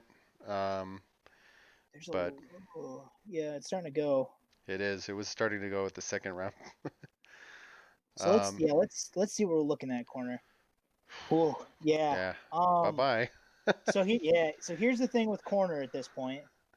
Um. You're better to go late I round. I don't like Damon Arnett that much. I know that I'm lower on him than probably everybody. It's not that I don't think he can play. There's multiple people that have mentioned that there's some character stuff with him and that he liked partying at Ohio State. And granted, I don't blame a guy for wanting to party, but that's one of those things that Elway even touched on is like they want to get guys who want to put in the work, who want to that they can rely on. And Yeah. I don't know if that's Damon Arnett, and that's one of the reasons I've moved him down my board. Cameron Dancer is a second round guy on my board, but he's not the highest guy on my board. So at this point, I would probably be waiting on a corner because I saw some of the other players. Again, Akeem Davis Gaither is probably going to be the highest guy on my board, but I love Terrell Burgess. I think Terrell Burgess is a safety, and he also plays slot. He comes from Utah, and where he did at Utah is he was a cornerback for most of his career there, and then last year he took over as a safety. Oof. And what he does is he gives you a safety who can also play in man coverage and can man up, and he can also play as a nickel early. So what he would essentially do is he can lock down the nickel while you have Kareem Jackson, but down the road, essentially you have your new Kareem Jackson. Hmm. Um, Terrell Burgess has been compared to Eddie Jackson, Could so he's a scheme he? fit. I feel like he might be available later in the third round though. He could Um, be.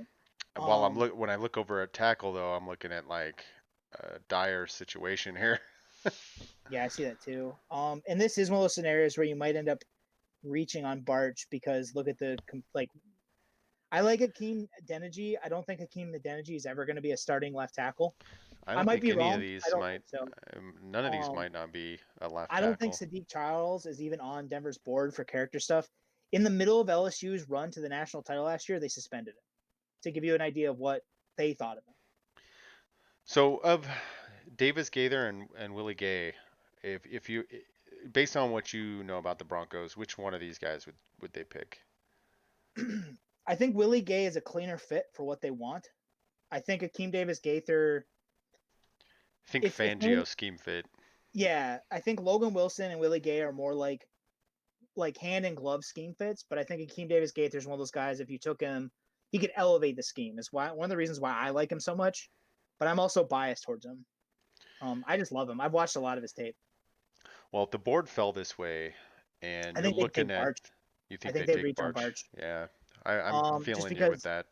unless they really I are wouldn't be happy comfortable about with it either, by the way. it'd be one of those things where it's like I trust in Munchak, but I'm holding my breath type of thing. Yeah, it's like I But right understand why they do it. I just don't like it still. So, right after the Senior Bowl, people had Ben Barch as high as like the end of the beginning of the third. So again, I see the upside. It's just again, he's coming from St. John's where he didn't play against anybody, like anybody. well, I mean, there's been other small school Yeah. tackles that Oh, worked out. definitely. And All and right, again, he has the tools, and it's one of those things like you give him and you put him in the house of Munchak for a year, and you hope he comes out of it looking like a dude. looking like a dude. Well, Patrick Morris is looking like a dude, and Yeah. that's something Munchak is pretty good with. Oh no. Okay. Well, I was eyeing Cameron Dantzler a little bit, despite all that. But with their second pick, maybe So, you're right. They go Burgess. so yeah, let me look at my board really quick. Terrell Burgess is 39 on my overall board for Denver. He's actually higher on my board than Akeem Davis Gaither and Willie Gay are. Uh, I love him. Like I'm very high on him. I like him a lot. All right, I'm gonna take him because And I think one of the two guys, like Willie Gay, Logan Wilson, or one of these three guys, are gonna be here with that last pick. If the I hope board so. looks like that, but And that's one of those things. Like after Terrell Burgess, what you're looking at, and again, Ashton Davis is another one that could make sense. I don't think he's as clean a scheme fit as Terrell Burgess is for Denver, but in terms of overall talent, there's going to be people that say Ashton Davis is better, and you can see like the ranking where Ashton Davis is higher. But yeah, I do think that Terrell Burgess is a better scheme fit for what Fangio wants. And if I'm wrong and he took Ashton Davis, like I'm definitely happy with it. But I think here they would take Burgess. I'm holding my breath right now because I am too. we do need a linebacker. Oh, we're gonna get him. So out of Logan Wilson or Willie Gay, which of those two do you think would be the right pick for Denver? If they feel comfortable with the character stuff, I'd take Willie Gay every single time. If they don't, Logan Wilson's not a bad consolation prize though. I like him a lot. Caddy to the Llama, I'm gonna give him a big shout out because he's been hooking me up with all 22 film all year. I actually got the entirety of Wyoming's film from last season, all their all 22. Logan Wilson is pretty good. If Denver got him instead of Willie Gay, I'd be pretty happy. But I think the upside with Willie Gay Jr. is like if Willie Gay can keep his head on straight, his ceiling is all pro linebacker. Well, I'm gonna pick him then because I do think young men make mistakes and grow and mature. I'm not too worried about all that. If there were multiple suspensions, the cheating on the test thing, I mean, that's like if it was a serious thing, he would have been busted multiple times and had, a bunch of problems. But a one-time thing, he probably was just trying to pass a class and made a mistake. So, I'm a little more forgiving than most, I guess. I I'm finishing school now, but I'll admit that I passed bio and I passed chemistry with the help from my friends. So I wasn't cheating off their tests by any means, but I would not have passed those classes without them. I am not a science guy. Yeah, and that's why I'm like, yeah, he cheated on a test, but he cheated on a test. I mean, come on, guys. It's not, we don't see a repeat offender here. And the whole punching out a player, we don't know what the situation was, why Yeah. him and this backup quarterback got in a And fight, what it was about, who started it. You know, I just don't see those two issues as being connected. I see them as isolated. yeah, You I do know, too. And I think I put him on my board because I think the reward is worth that risk, and the fact that Denver did meet with him shows me that they're interested enough that they're trying to vet him, which that speaks volumes. And like again, Jeff mentioned this on Cover Two Broncos. A lot of times with the interviews, what they do is we like you a lot, but we want to make sure that we feel comfortable with whatever question we have about you. yeah. And if they feel comfortable with him, that would be the guy. If they didn't and they wanted to take a linebacker, Logan Wilson is he's going to be pretty good. All right, let me fix something here for you. I'm going to share my window with you so you can see. Now you're going to pick your favorite of the three draft picks. So the draft classes is we're talking only the first 3 rounds. We didn't do all 7 because that just gets kind of stupid after the 4th round, I think. Because who knows what people are going to or teams are going to do at that point. I always felt like the first 3 rounds are relatively predictable in terms of you kind of know what the talent is in those rounds. Everybody's kind of agreed mostly. There's always going to be curveballs, but once you get on day 2, I mean, you never know what scouts are looking at, you know. So Well, and the thing with day three also is a lot of times what happens on day three is what you're looking for is you're looking for guys who can immediately help the depth of your roster and make a difference on special teams. yep, If you get anything else out of guys beyond the fifth round, yeah. If you get a TD or Malik Jackson, Danny Trevathan, you're swimming in it. that's the you're exception to the rule, yeah, and that's great. Like again, I love Terrell Davis, but you're not going to get that most of the time. It just doesn't happen. yep. Well, I'm gonna go ahead and say my favorite draft class out of the 3 we've done has been the one we just did. Henry Ruggs. We got a center, a tackle, a safety that's going to develop into something great, and a linebacker that's got a lot of talent. I love this draft class. It gives Mhm. us the depth we need on the line. Got a wide receiver that can contribute day one, and you got a couple of third rounders that are probably have a good probability to develop into a starter talent. Mhm. So I love this draft. My least favorite it was the what is going on here? Oh, The it looks PFF like one. No, it PFF does. kicked me out. Yeah, This it is my does. least favorite. You can't really see it. I don't know. PFF's wigging out So on me. yeah, so for PFF we went Denzel Mims, Jalen Johnson, Matt Hennessy, Willie Gay, and Prince Tega Wanago. Yeah, I'm not too excited about this draft class, to be No, honest. I'm excited about players in this draft class, but it's probably of the three, it's the one I'm least excited about. I again, I love Denzel Mims probably too much, but I would be excited about that. I like Jalen Johnson a lot more than I thought I would. But as a whole, like Prince Tega Wanago, I like him. I want to like him a lot. He makes me nervous. So like if that's the left tackle that's going to be the heir apparent to Bowles again, it'd be a I trust in Munchak, Yeah. but I'm not super stoked on it. Well, Fanspeak was my favorite, but I could also live with the draft network. I like this That's draft my a lot. favorite. So that's your favorite? Is this one? Yeah, I mean, this would get a lot of Broncos fans excited because we're talking explosive firepower on we got offense. firepower on this one, and Um, my only concern is you didn't really address offensive line depth issues, so a yep. few key You're, injuries and you're screwed.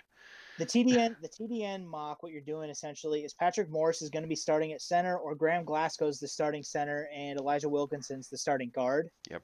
So And James I and Bowles are still starting. Matthew Pert yep. is not going to be a factor in terms of He starting every game.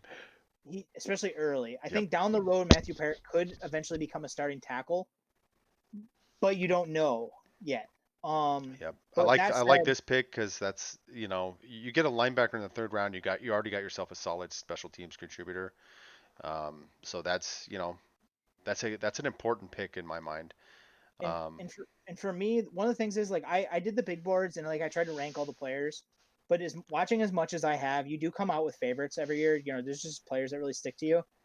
Akeem Davis Gaither and Bryce Hall are two guys that I'm just really I'd be willing to stick my name on. They both come with questions. I understand if they're not going to pan out, they're not going to pan out. But Bryce Hall, if he wasn't injured, I think he's a top 50 player. Akeem Davis Gaither, he's the closest thing you're going to get to Isaiah Simmons on day 2 of the NFL draft. And I like the idea of what Vic Fangio could do with a player like that. I think he can cover up a lot of issues elsewhere. And that said, I cover 2 Broncos. Me and Jeff did positional value, like what we value is the most important positions. We did a draft for that. Wide receiver to me after quarterback is the most important position in football. Uh, in today's NFL, you need to be able to pass to win games, and if you have a good enough passing offense, you're not really ever out of it. yep. And Jerry Judy's my wide receiver 1. I think he's the best fit for Pat Shermer's offense. And Jalen Rager is the closest thing you're going to get to Henry Ruggs, who isn't Henry Ruggs. So I would be very happy with that. And Jalen Rager gives you a punt returner. So if you don't want to keep Deontay Spencer, you don't have to. So that's Well, why I I mean, I like I said, the draft network draft that we did, it would be super exciting to get two big time wide receivers, 1, 2, and then you're kind of rolling the dice elsewhere, but at the same time, if you can score 30 points a game, you're going to win a lot of games, I even if you think don't have a great defense. And the I Broncos think still have a good one, so I think what would happen with the TDN mock, I'd be on the edge of my seat watching what happens on day 3, yeah, because I think that is one of those things where like you would definitely need to grab a developmental player for the interior offensive line. Because here's the thing, like Elijah Wilkinson, even if he is good enough to start on the right guard this year, his contract expires after this year. yeah. Garrett Bowles' contract expires after this year. If Jawan James can't stay healthy, That was a big reason why I liked the FanSpeak draft yeah, class the most because we addressed the Broncos addressed center and tackle early. Still got the wide receiver. There's still some issues, especially at cornerback on that class. But heading into next season, I'd be thinking, okay, well, go sign a big name cornerback in free agency to help fill that hole. You don't have to sign any offensive linemen because you got two great young players developing. So that's why I was like, either one though. Either one of those I'm classes, I'll be doing backflips Friday night. So and then I'd be all Saturday. I could think of worse drafts than any of those 3 that we just did. And the one thing that kind of helps him with fan speak over even like the PFF one is that Prince Amukamara is still in free agency, That's and right. with the way the lockout's gonna happen, like not lockout, but the way like the health stuff is happening, He's just he's sitting gonna there. he's just waiting to sign with somebody, and I think Denver knew that, and I think Elway's planning like they have him in their pocket, because Prince Amukamara, like Vic Fangio saved his career. He was a first round bust who Hmm. went to the Bears, signed a 1 year prove it deal with the Bears, did good enough with the Bears that they signed him to a $50 million contract. He I don't think he's who he was 2 years ago at this point, but I think he's good enough that he would be a starting boundary corner. And that's one of those things. Like if you get Terrell Burgess, but you're still wondering what's going to happen at cornerback, Prince Amukamara and Terrell Burgess, I'm pretty darn excited about the secondary. Well, as we wrap things up today, I definitely want to let everybody know that tomorrow during the draft we will have Jeff Essery and Joe Rolls here on Twitch live, covering the draft and doing live analysis all the way up until the Broncos pick, and then of course the entire show is going to be about that Broncos pick. But until then, we'll definitely talk about each pick as it happens, what the Broncos might be thinking, or the things that are going through everybody's mind as each pick is made. We'll be here. I'll be uh, doing some live blogging, getting all the picks updated on our site, that kind of stuff. But I hope you all join us tomorrow, and it's going to be a big day. This is probably one of the most important drafts um, since Peyton Manning retired. By the Mostly because they finally have a quarterback that they kind of believe in. He has a lot to prove, but you've seen enough in those 5 games to think, okay, well now we need to surround this guy with some talent and see if we can keep pace with the Chiefs. So it's exciting. It's going to be an exciting 3-day event, but none more than tomorrow night when it's all virtual with COVID-19, but it's still a big deal, and anybody who's a football fan, NFL fan is going to be watching, even college. So it's exciting. I can't wait. I think it's going to be wide receiver. What's your prediction?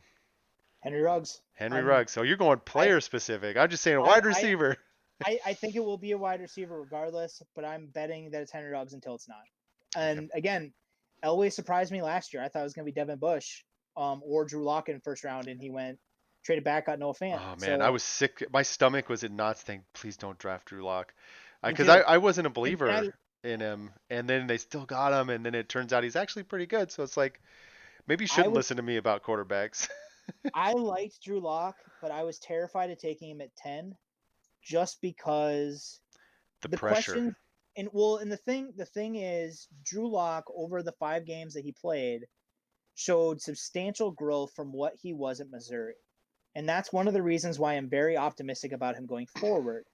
Uh I don't know. And again, I've stirred up a lot of people getting mad about this because I'm not buying into Drew Lock based on 5 games. Mm-hmm. I think he did enough to give you this season. And I think you have to evaluate him this season as the starter. So I agree with you. This is the most important draft since Peyton Manning retired, in the fact that now that they might have a quarterback, they need to do what they have to do to give him the pieces to see what he is. Yep.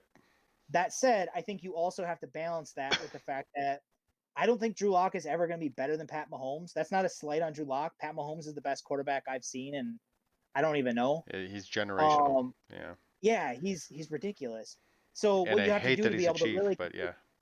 I do too. But what you have to do, because they're in the neighborhood, to really get out of the AFC West, what you're going to have to do is you're going to have to build the entire roster. You Yep. can't just outshoot them. And I don't think approaching the draft saying we just have to get speed because the Chiefs have speed, I don't think that's the way to do it. That's why I've always been so opposed to the trade up. That said, I'm excited. I'm really excited. I think Denver could make a huge difference in the draft. They have more draft capital than just about everybody. Yeah. I Like, mean, you just got to think about, you're looking for kind of like a Pittsburgh Steelers kind of Super Bowl run yeah, in the mid 2000s where, if Drew Lock can be a Ben Roethlisberger kind of good, you build up a good defense, you got weapons and offense, your quarterback's good enough to get the ball out there and to score points. I mean, you're going to compete with any team, and they won 2 championships. I think they went to 3 Super Bowls. I had to look it up, but they're not quite Tom Brady dynasty good, but they're good enough to go out there and beat the Patriots on any given Sunday and compete for titles every year. That's what I'm hoping to see from the Broncos in the near future with Drew Lock. Get that offense going finally, start scoring points, and then you still have a core defense that's excellent. Von Miller, he may be on the decline. But he's still out. I mean, even on the decline, he's going to be a top tier starter. Um, it's just you got the pieces on defense to do what you you need the need to offense. do. You just need the Yeah, offense to score points and compete and be dynamic like that. So I'm excited. I can't wait for tomorrow. I'm glad we got to sit down and do some mock drafts tonight. That was fun. me too. Um, but yeah, I think if everybody's here is still here, just join us tomorrow. Draft time. It's gonna be Joe and Jeff, and you know we're gonna get to it. But I'm gonna go ahead and sign it off. Thanks for joining, Joe, and have a good night, Yeah, dude. it's fun, guys. It's fun. All right. And 4 looks into the nickel of San Francisco in the secondary. Hey, somebody has run out on the field. Some goofball in a hat and a red shirt. Now he takes off the shirt. He's running down the middle by the 50. He's at the 30. He's bare-chested and banging his chest. Now he runs the opposite way. He runs at the 50. He runs at the 40. The guy is drunk, but there he goes. The 20. They're chasing him. They're not going to get him. Waving his arms, bare-chested. Somebody stop Look that out, man. here comes the blue coat, Oh, Kevin. they got him. Here They're comes the coming blue from the coats. left. Oh, and they tackle him at the 40-yard line.